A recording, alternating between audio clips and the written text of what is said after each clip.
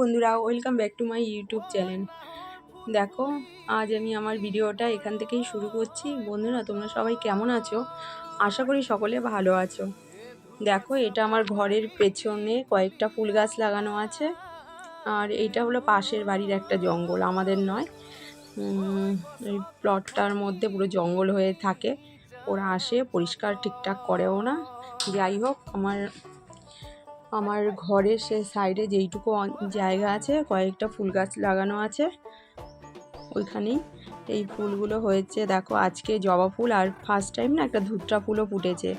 আর কালকে দেখলাম আরও দুটো ফুটবে।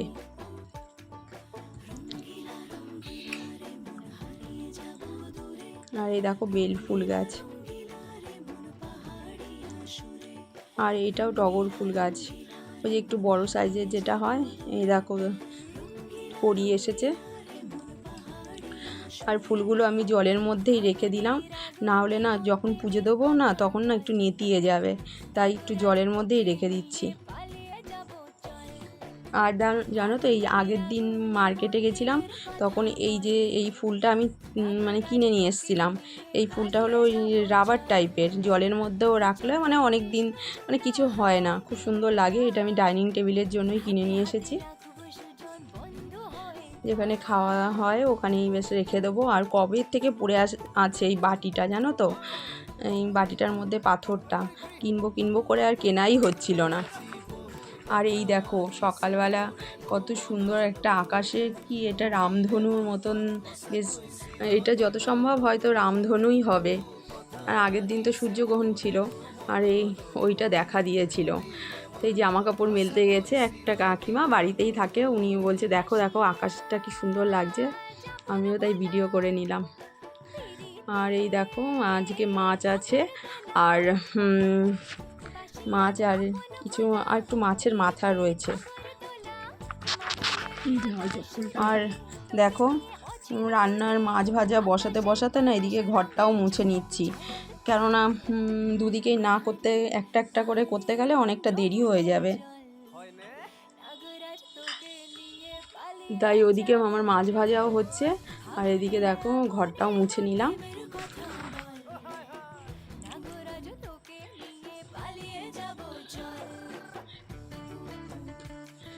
আর এই মাছটা আগের দিনই আনা ছিল, অনেকটা এনেছিল একবারে, তাই আগের দিন কিছুটা রান্না করেছি, আজ তাই কিছুটা আবার রান্না করলাম।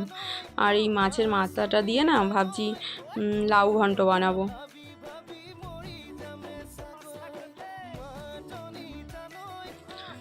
মাছের মাথা দিয়ে লাউ ঘন্ট ভালোই লাগে অনেকটা। আর এদিকে দেখো, মাছ যে যতটা মাছের মাথা ছিল সবটাই দিয়ে দিলাম। আর তখন একটা দাদা পাশের কতগুলো কচু শাক নিয়ে এলো। এবার আমি ভাবলাম কি যে কিছুটা হলে রেখে দিলে না ভালো হতো, কেননা লাউটা অল্পই ছিল তো, না গোটাই ছিল। এবার ভাবলাম অর্ধেকটা রান্না করি, আর কতগুলো মাথা দিলে আবার কেমন লাগবে, তা আমি সেই ভাজা অবস্থায় আবার একটু তুলে রেখে দিয়েছি।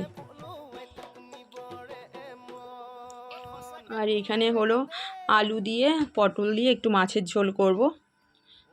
আর এই যে এই লাউ ঘন্ট, এইটাই হলো আজকের আমার রেসিপি, আর কিছু রান্না করব না। আর সকালে যেটা সকালবেলা হয় সেদ্ধ ভাত বা কিছু একটা সবজি তরকারি করে সকালটা খেয়ে নিই, আর রাতে কিছু একটা করে খেয়ে নিই। এই দুপুরবেলা বেশি না, আমি 2 থেকে 3 পদ, তার বেশি আর করা হয় না আমার।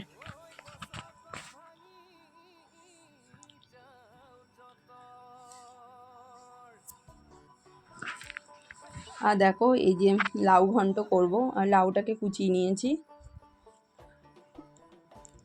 আর পুরো ভিডিওটা তোমাদের দেখালাম না, নাহলে অনেকটা রান্না বান্না দিয়েই শেষ হয়ে যাবে। এদিকে দেখো, এই যে লাউ ঘন্ট করছি।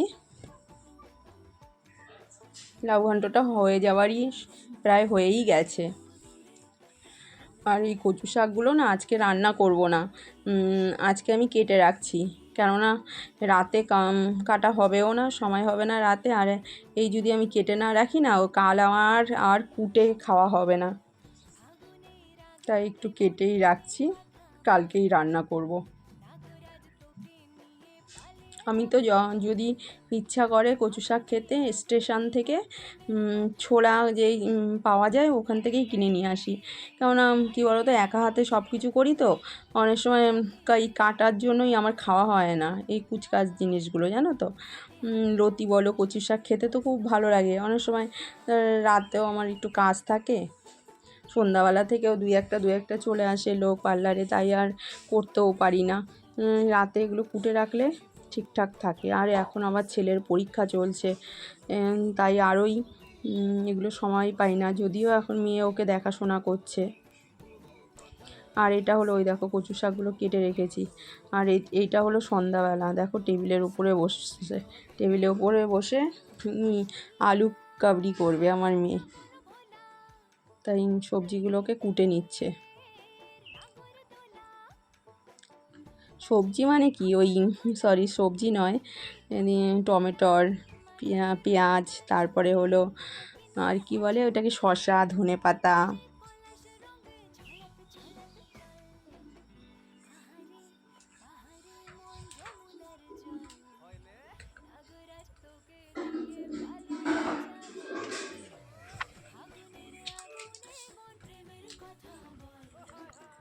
ওই শসা ধনেপাতা সব রেডি হয়ে গেছে। আর এগুলো সব দিয়ে আলু কাবলি বানাবো। আর এগুলো না কুকারে সেদ্ধ করে নিয়েছি, এই ছোলা আর মটরটা।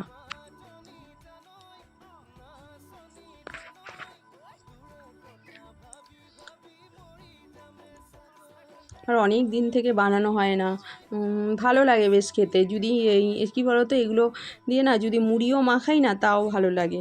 যদি আলু কাবলি না বানানো হয় তাহলে যদি আলু দিয়ে, তারপরে হলো ছোলা সেদ্ধ করে শসা দিয়ে পেঁয়াজ দিয়ে যদি সন্ধ্যাবেলা একটু মুড়ি মাখানো যায় না তাও ভালো লাগে।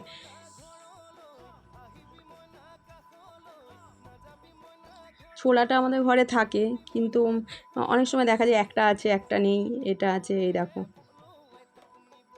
বানানো হয়ে গেছে। এর মধ্যে চাট মশলা, তারপরে বিট নুন এই সব দিয়েছে।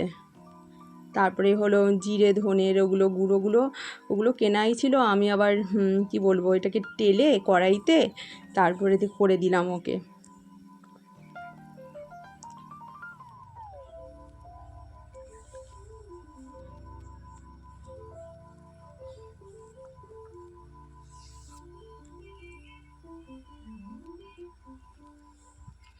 আর খেতে খুব সুন্দরই হয়েছিল।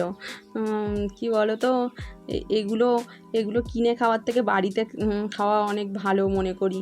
কেননা কিনতে গেলে যখন হয় না, তখন যদি শুকনো লঙ্কা দিতে বলে অনেকগুলো শুকনো লঙ্কা দিয়ে দেয়, এর জন্য আমার ভালো লাগে না শুকনো লঙ্কার গুঁড়িটা। এদিকে দেখো এই বোন এসছে, অনেক পুরনো নাকি বাসনপত্র ছিল, ওইগুলোকে পাল্টে কিছু টাকা দিয়ে কতগুলো নতুন বাসন কিনে নিয়ে এসছে। সে আমাকে আবার দেখাতে এসছে যে আমি এই কিনেছি। একটা কড়াই, দুটো হলো কি থালা, একটা হাঁড়ি, আর একটা বেশ এই দেখো এই দুধ গরম করার একটা বেশ জিনিস। এটা আমারও আছে, কিন্তু এটা খোলা, এটা বেশ বললো মজবুত ধরনের।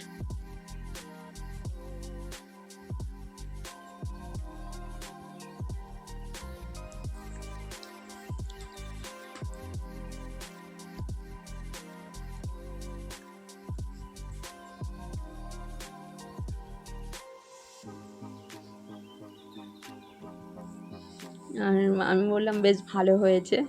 যাই হোক, ওই অনেক পুরনো ওর শাশুড়ির সব পুরনো কিছু বাসন ছিল, সেগুলোকে পাল্টে তারপরে এইসব নিয়ে এলো।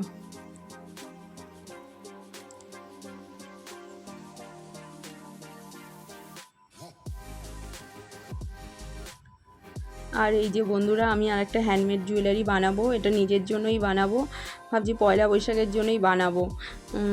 এটা কি বলো তো, এরকম এগুলো না কিনতে পাওয়া যায়, এই মূর্তি বলে না কি বলে এগুলোকে, ওই যে প্রথমে দুটো বোর্ড, যেমন হলো ওই যে বইয়ের যেমন ওপরে যেই বোর্ডগুলো থাকে না খাতার ওপরে, সেটা একটু চৌকো করে কেটেছি, কেটে না কাপড় বসিয়ে নিয়েছি। অনেক সময় না তো এই আঠাটা দেখছো, আমি না একদিন শুধু হ্যান্ডমেড জুয়েলারির একটা ভিডিও করব, তাহলে হয়তো বুঝতে পারবে। এই আঠাটা না এই সব মেটেরিয়ালসের দোকানেই কিনতে পাওয়া যায়, খুব ভালো, মানে ধরে রাখার মতো আঠা। এই দেখো, এই খাতার ওপরে যে বোর্ডগুলো থাকে, খাতা বই মোটা, সেই বোর্ড আমি কেটে তারপরে একটু চৌকো করে কেটে তারপরে একটা কাপড় লাগিয়ে নিয়েছি।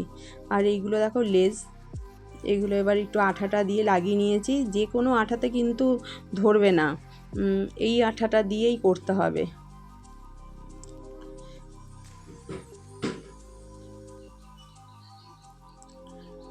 এবারে দেখো দুটো কি বলে ওইটা, বর্গক্ষেত্রের মতো, যে কেননা আমার যেই ওই জিনিসটা আছে, মূর্তিটা আমি একটু লাগাবো ওর মধ্যে, ওটা যেমন শেপ সেটাই করেছি।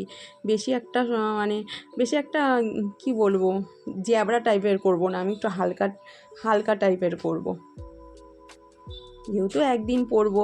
এবার কি বলো তো, এগুলো সেল করার সময় ঠিক আছে একটু সুন্দর করে বানালে। এটা আমি মোটামুটি একটা দুটো কানেরও বানিয়েছি। এবার অনেক সময় কি হয়, আমি এদিকে ভিডিওটা বানিয়েছি তো অনেকটা লং ভিডিও হয়ে যাবে, তাই একটু ছোট করে দেখাচ্ছি। আর দেখো এই যে সুতো আছে, সুতোর মধ্যে এই কটন বলগুলো ঢুকিয়ে নিয়েছি।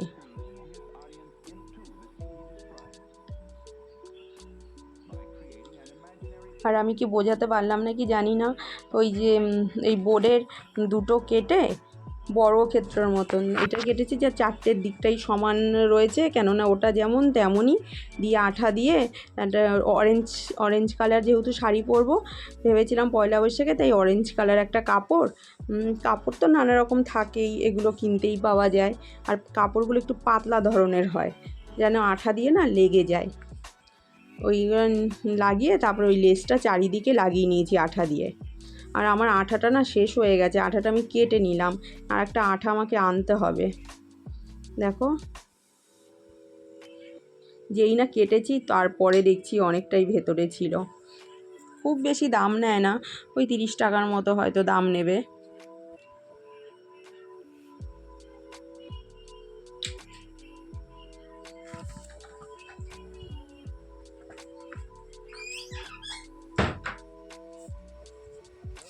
এই দেখো, এইভাবে আমি কটন বলগুলো লাগিয়ে নিয়েছি। কটন বলগুলো নিজের মতো সাজালেই হবে, যে যেমনভাবে সাজাতে পারে। আর অন্য সময় অন্যভাবেও লাগানো যায়, সেটা হলো অন্য নিয়মে, সেগুলো আমি একদিন দেখাবো।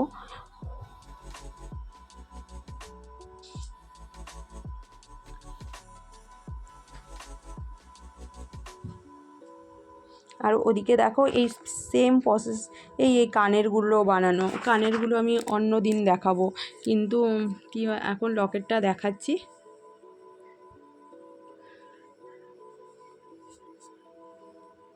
একই ধরনের, শুধু এই কড়িগুলো ভেতরে দিয়ে আঠা দিয়ে লাগানো হয়েছে।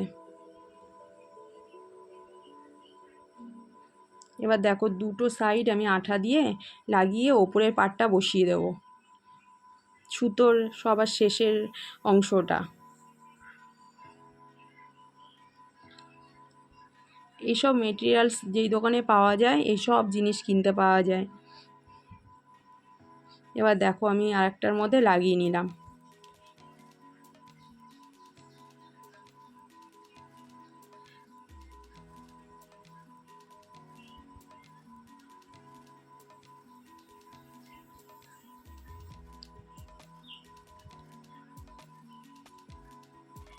আর একটু সাইড দিয়ে যে লেগে গেছে না, ওগুলো কিছু হবে না, আস্তে আস্তে না ওই কালারটাই, মানে কালো কালারের যে লেগেছে, হয়তো আঠা লেগেছে, ওটা কিছু অসুবিধা হবে না।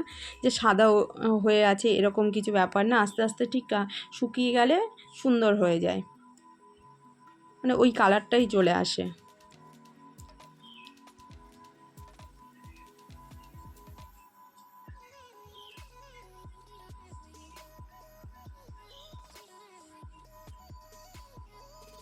তারপর এর উপরে আমি আবার এই মূর্তিটা বসিয়ে নিলাম।